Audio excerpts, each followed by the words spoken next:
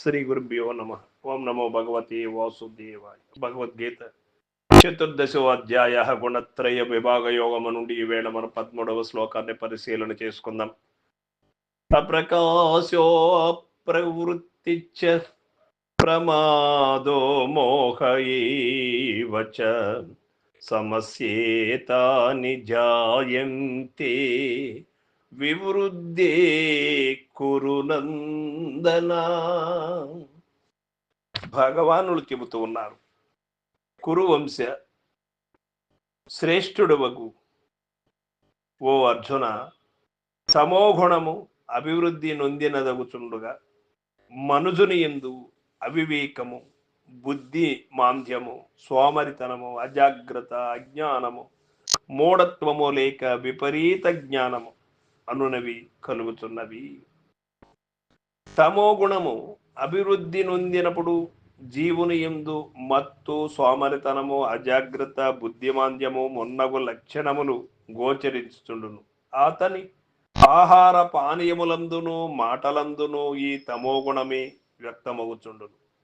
వగరు మామిడికాయకు ఈ తమోగుణ స్థితిని పోల్చవచ్చును. మరియు కుంభకర్ణుని ఈ గుణమునకు దృష్టాంతముగా చెప్పవచ్చును. ప్రతి వారును తమ తమ హృదయములను పరిశోధించుకొని తమయందే గుణము యొక్క లక్షణములున్నవో పరీక్షించుకొని సాధనాతిశయముచే క్రమముగా ఊర్ధ్వ స్థితిని బడయుటకై యత్నించవలెను.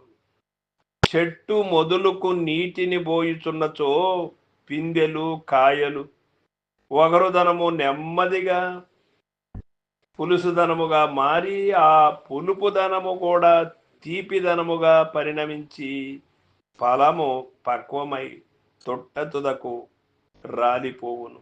అది ఏ జీవన్ముక్త దశ.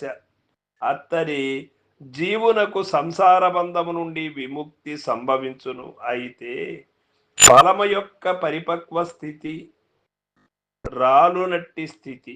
చెట్టు యొక్క మొదలకు నీరు పోయుట వలననే సిద్ధించునట్లు భగవద్ధ్యానము నిరంతర పరమార్థ సాధన వీని మూలకముగానే జీవుడు క్రమ పరిణామముంది రజస్తమముల నుండి సత్వమునందుకొని అటు నుండి గుణాతీత పద్ధతిని చేరుకోగలడు అని మనకు ఇక్కడ తెలియబడుతూ ఉన్నది. మానవుడు 3 గుణములు దాటనింది ముక్తుడు కాలేడు అని మనకు స్పష్టమవుతూ ఉన్నది. వ్యవహారిక జగత్తులో జీవించి ఉన్నప్పుడు సత్వగుణముతో వ్యవహరిస్తూ విశుద్ధములో మనిషి స్వ అనుభవంలో నిలబడినప్పుడు సత్వగుణ దోషము కూడా నీకు అంటదు. గుణదోషరహితుడైనప్పుడు కర్మ ఫలాన్ని ఎప్పుడు కూడా ఆశించడు. ఏ కర్మ ఫలానికి కూడా బద్ధుడు కాడు. ఈ సూక్ష్మం గురుముఖత విచారించినటువంటి వారికి తేట తెలివవుతుంది. తమో గుణము అభివృద్ధి నొంది ఉన్నప్పుడు జీవుడు ఎట్లా ఉంటాడు అంటే అవివేకము, సోమరితనము, అజాగ్రత్త, అజ్ఞానము మున్నగు లక్షణముల చే అతని యందు గోచరించును. ఈ గురుతులున్నచో వెంటనే అతని యందు తమోగుణం అధికముగానున్నదని తెలుసుకొనవచ్చును.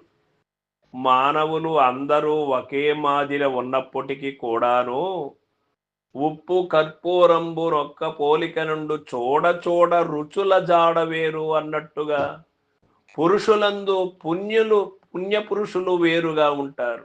అదే విధమున మానవులు అందరూ ఒకే మాదిర ఉన్నప్పటికీ కూడాను భగవద్గీత అనే సద్గ్రంథమును మహద్గ్రంథములను పఠన చేసి ఈ పఠనము ద్వారా పరిపక్వత చెందినటువంటి మహనీయులు గురుముఖమున విచారించి గురు సూచన ద్వారా జీవనాన్ని ఎన్నుకున్నటువంటి వాడు గుణరహితుడై ఉంటాడు. చూసే వాళ్లకు అందరి మాదిరిగానే కనపడుచు ఉండొచ్చునే కానీ వారి విధానము, వారి యొక్క ఆహారము, వారి యొక్క నడవడి వేరుగా ఉంటుంది అని ఇక్కడ మనకు తెలియబడుతూ ఉన్నది. సర్వం సద్గురు పాదార్పణమస్తు. జై గురుదేవ.